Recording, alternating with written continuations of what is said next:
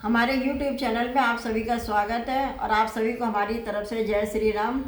इस वीडियो हमने पिछले वीडियो में हमारे 145 दोहे कंप्लीट हो गए थे और अब जो आगे के दोहे हैं वो हम इस वीडियो में पढ़ेंगे।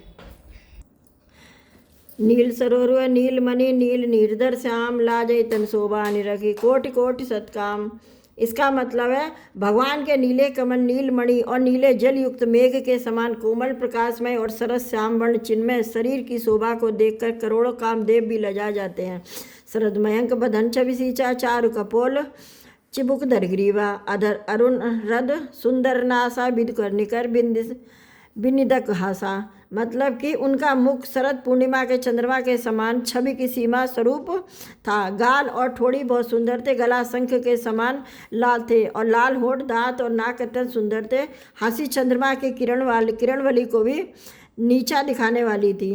नव अम्बुज अम्भक छवि की चितवन ललित भावती जी की भ्रुकुट मनोज चाप छवि हारी तिलक ललाट पटल दूतकारी। मतलब कि नेत्रों की छवि नए कमल के समान बड़ी सुंदर थी। मनोहर चितवन जी को प्यारी लगती। टेढ़ी भोए कामदेव के धनुष की शोभा को हरने वाली थी।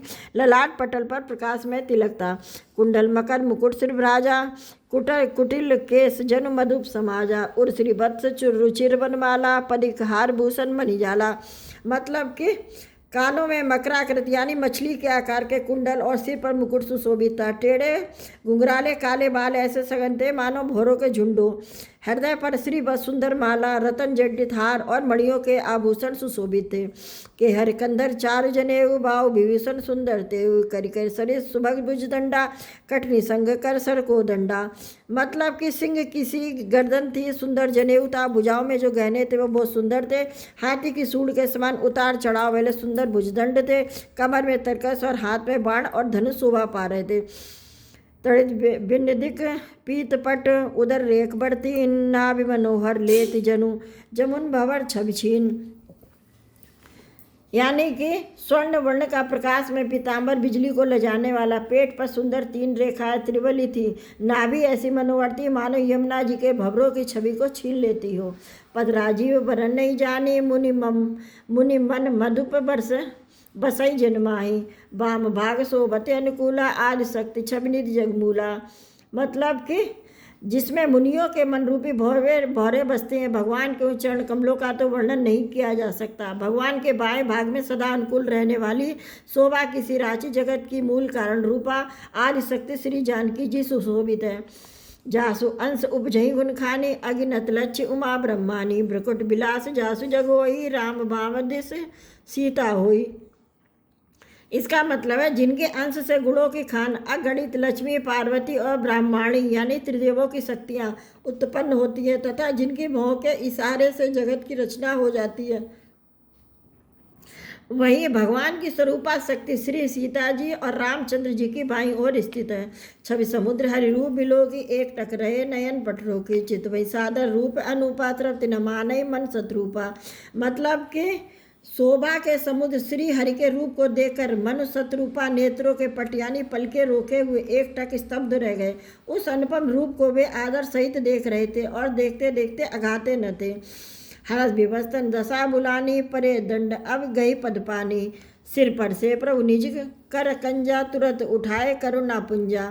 मतलब आनंद के अधिक वश में हो जाने के कारण उन्हें अपने देह की सुधि भूल गई। वे हाथों से भगवान के चरण पकड़कर दंड की तरह सीधे भूमि पर गिर पड़े और कृपा की राशि प्रभु ने अपने कर कमलों से उन्हें मस्तक को स्पर्श किया और उन्हें तुरंत ही उठा लिया। बोले कृपा निधान पुनि अति प्रसन्न मोहि जानि मांगो वर जोई भाव मन महादानी अनुमान। मतलब फिर कृपा निधान भगवान बोले मुझे अत्यंत प्रसन्न जानकर और बड़ा भारी दानी मानकर जो मन को भाए वही वर मांग लो। सुन प्रभु वचन जोरी जुग पानी धर धीरज बोली मृदुवानी नाथ दे कि पद कमल तुम्हारे अब पूरे सब काम तुम्हारे। मतलब प्रभु के वचन सुनकर दोनों हाथ जोड़कर और धीरज धरकर राजा ने कोमल वाणी से कहा, हे नाथ, आपके चरण कमलों को देखकर अब हमारी सारी मनोकामनाएं पूर्ण हो गई हैं। एक लालसा बड़ी उर्माई सुगम अगम कई जात सुनाई तुम्हें देत अर सुगम गोसाई अगम लाग मोई निज कृपनाई। मतलब फिर भी मन में एक बड़ी लालसा है, उसका पूरा होना सहज भी है और अत्यंत कठिन भी है, इसी से इसे कहते नहीं बनता। हे स्वामी, आपके लिए तो इसका पूरा करना बहुत सहज है, पर मुझे अपनी कृपणता यानी दीनता के कारण वह अत्यंत कठिन मालूम होता है। जथा दरिद्र विबुधतर उपायी, बहु संपत्ति मागत सच्चाई, तासु प्रभाव जान नहीं सोई, तथा हृदय मम संशय हुई। मतलब जैसे कोई दरिद्र कल्प वृक्ष को पाकर भी अधिक द्रव्य मांगने में संकोच करता है क्योंकि वह उसके प्रभाव को नहीं जानता, वैसे ही मेरे हृदय में संशय हो रहा है। सो तुम जानो अंतर जामे प्रो मोर मनोरथ, स्वामी सकुच बिहाय मागु नृप मोही, मोरे नहीं अधे कछुतोही। अर्थात हे स्वामी, आप अंतर्यामी हैं, इसलिए उसे जानते ही हैं, मेरा वह मनोरथ पूर्ण कीजिए। भगवान ने कहा, हे राजन, संकोच छोड़कर मुझसे कुछ भी मांगो, तुम्हें न दे सकूं ऐसा मेरे पास कुछ भी नहीं है। दान शिरोमणि कृपा निधि नाथ, कहूँ सत्य भाई, चाहो तुम्हें समान शुद्धि, प्रभु सन कवन दुराऊं। मतलब राजा ने कहा, हे दानियों के शिरोमणि, हे कृपा निदान, हे नाथ, मैं अपने मन का सच्चा भाव कहता हूँ, मैं आपके समान पुत्र चाहता हूँ, प्रभु से भला क्या छिपाना। देख प्रीत सुन वचन अमोले, एवं मस्तु कर नानिद बोले, आप सरिस खो जो कह जाई, नृप तब तनय होब में आई। मतलब राजा की प्रीत देखकर, उनके अमूल्य वचन सुनकर करुणा निधान भगवान बोले, ऐसा ही हो। यह राजन, मैं अपने समान दूसरा कहाँ जाकर खोजूं, अतः स्वयं ही आकर तुम्हारा पुत्र बनूंगा। शत्रुपै बिलो की कर जोरे, देवी मांगू बर जो रुचि तोरे, जो बरुनाथ चतुर्नृप मांगा, सोई कृपाल मोही अति प्रिय लागा।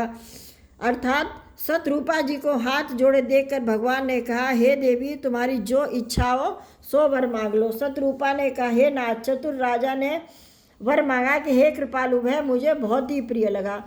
प्रभु परंतु सुट होत ठिठाई, यद्यपि भगत ही तुम्हें सुहाई, तुम ब्रह्मादि जनक जग स्वामी, ब्रह्म सकल उर अंतर जामी।